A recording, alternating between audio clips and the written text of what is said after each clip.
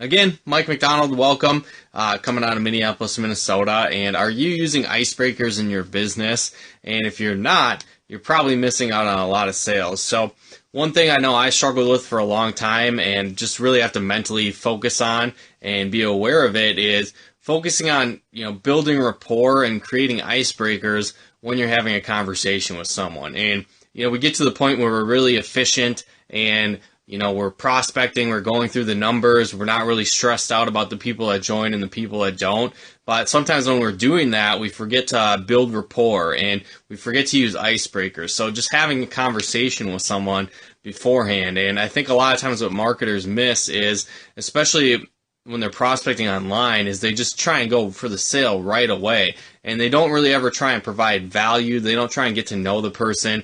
They don't find out their needs and wants. And that can be one key that's really going to help you with building your business and increasing sales. So again, it's like people do business with those that they know, like, and trust. And if you're not building any rapport with anyone, you're not getting to know them, you're not using any icebreakers, it's going to be really hard to generate that rapport and that trust with that person. So again, if you're building online, it's a great strategy. There's a lot of people that you can get in contact with that you probably wouldn't meet on a daily basis, but at the same time, you still can't neglect the relationship side of things. And I know that's one thing I really struggled with for a long time, was forgetting to do that. And, it's just all business, all focused on that. And it's like, in the back of my mind, I know that I can help these people and help them get results, but I was forgetting the people side of it. And that's what I think a lot of people do, is they don't initiate those rapport building skills. They don't use icebreakers. They, they don't get to know that person.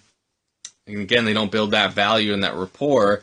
And then even if you know all the right things to say, you know how to close someone, you know how to walk them through the process, you know everything about your products, you know everything about your business, people a lot of times still won't join you because they don't trust you, they don't like you, you don't have enough rapport yet. So if you focus on icebreakers, and there's a lot of different ways you can do that.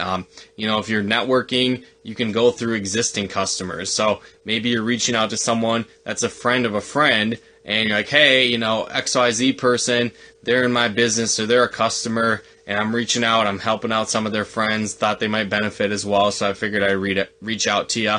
That can be an example. When you're reaching out to someone, maybe you give them a compliment first. You're like, hey, I know we haven't talked for a long time, or, I know we talked the other night at the bar, or I know we talked the other night at, XYZ event, and you seemed like you had a great energy about you. You had a great personality. You're one of the most bubbly people there. I'm just curious, would you all be open to something extra? So you're leading with a compliment to that icebreaker to kind of initiate the conversation, and then you're moving forward in the sales process from there. So again, start using icebreakers. Think of creative ways that you can interact with someone. If you're out and about, maybe it's a compliment on their clothing, or you found out a little bit about them and their profession, compliment them on the skill it takes to do that profession, or the patience they need if they're, maybe they're working with kids or they're a teacher, different things like that. Think of a unique way that you can compliment them, start to break that ice, build that rapport, and then find out their needs and wants. And then that can really help you transition